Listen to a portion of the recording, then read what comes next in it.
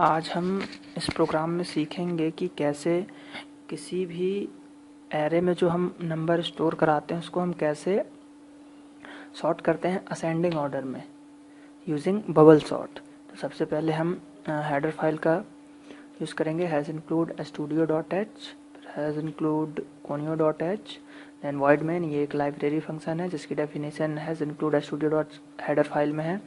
Then int data, ये हमने integer type का ये डेटा एरे बनाया, इंटीजर टाइप का डेटा एरे बनाया जिसकी साइज़ हमने 100 दी है। देन आई, देन एन, ये भी एक वेरिएबल है। देन स्टेप भी एक हमने वेरिएबल लिया है जो कि इंटीजर टाइप का है। देन टैम्प भी एक वेरिएबल है जो कि हमने इंटीजर टाइप का बनाया है। स्टेप और टैम्प का यूज़ हम आगे करेंगे स्वैपिंग के उसमें। देन CLR SCR ये हमारे स्क्रीन को क्लियर करेगा, आउटपुट स्क्रीन को। Then printf enter the number of elements to be sorted, मतलब हमको जो एलिमेंट सॉर्ट करना है वो उसको हम एंटर कराएंगे। देन scanf %d n, मतलब n में हम उस नंबर को स्टोर करा लेंगे, मतलब कितने नंबर आपको एरे में स्टोर कराना है और उनको सॉर्ट कराना है, जैसे 10, 20, 30 कितने नंबर आपको कराना है।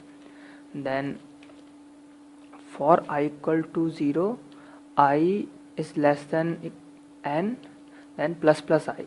तो फॉर लूप में 3 चीज़ होती है, पहले हम वेरिएबल को इनिशियलाइज करते हैं, देन हम उसको कंडीशन देते हैं और देन इंक्रीमेंट या डिक्रीमेंट करते हैं। तो यहाँ पे हमने i को इनिशियलाइज कर दिया 0 से, देन i को हमने कंडीशन दी कि n से हमेशा वो छोटा रहे, और यहाँ पे हमने प्री इंक्रीमेंट लगा दिया i को, मतलब पहले इंक्रीमेंट होगी फिर वैल्यू असाइन होगी। देन इसमें हम printf फंक्शन का यूज़ करते हैं %d एंटर एलिमेंट i+1।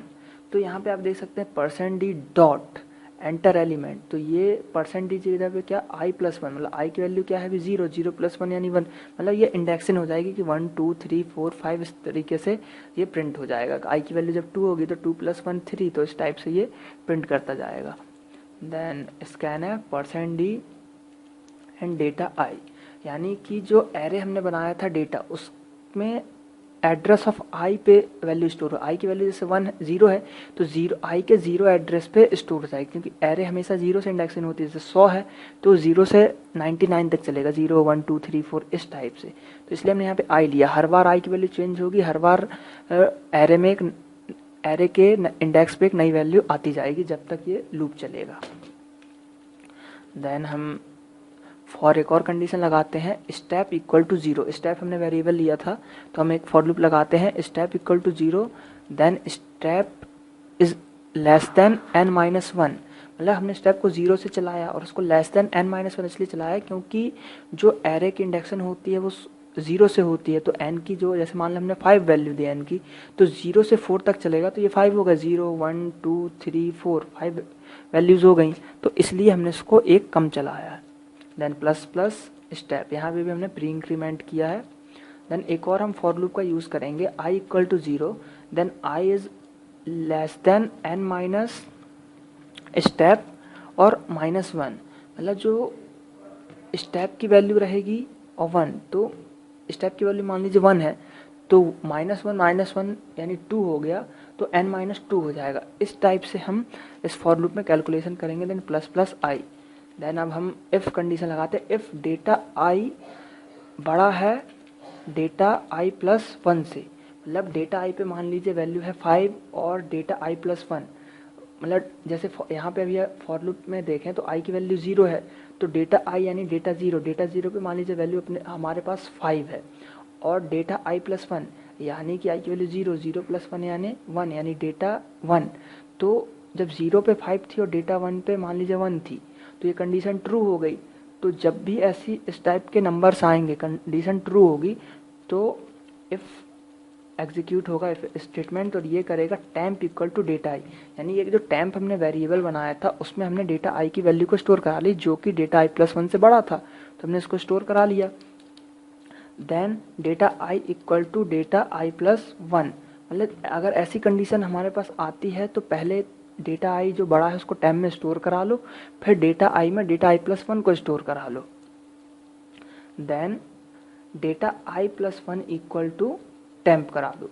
मतलब फिर अभी हमने क्या किया कि डेटा i की वैल्यू को टेम्प में डाला, फिर डेटा i में डेटा i प्लस 1 डाला, और फिर डेटा i प्लस 1 में हमने टेम्प फिर से डाल दिया। मतलब ये जब तक चलता रहेगा जब तक ये कंडीशन इफ़ की हर बार ट्रू होती रहेगी। अगर i हमेशा बड़ा है तो हर बार ये एग्जीक्यूट होगा और इस हिसाब से हमारे एरे में वो असेंडिंग ऑर्डर में जमता जाएगा। जो बड़ा होगा वो टेम्प में स्टोर होता जाएगा।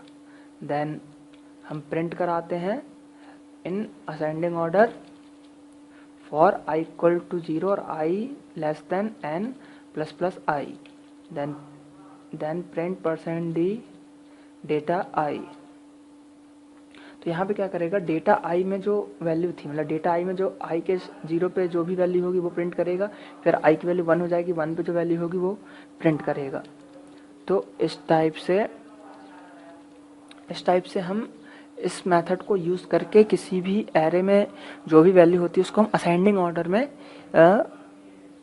कर सकते हैं। अगर हमें इसको डिसेंडिंग डिक्रीज करना है, मतलब बढ़ते क्रम में था और घटते क्रम में अगर डिसेंडिंग ऑर्डर में करना है, तो बस इफ़ स्टेटमेंट जो है, if data I greater than की जगह बस हमको लेस देन यूज़ करना है। अगर हम ग्रेटर देन की जगह लेस देन यूज़ कर लेते हैं तो इसको डिसेंडिंग ऑर्डर में कर देगा।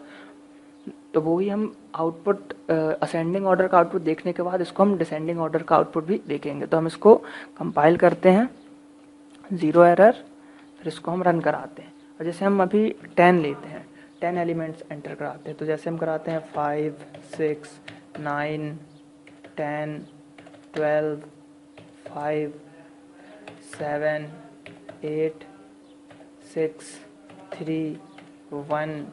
तो आप देख सकते हैं कि उसको उसने असेंडिंग में जमा दिया, 1 3 5 5 6 6 7 8 9।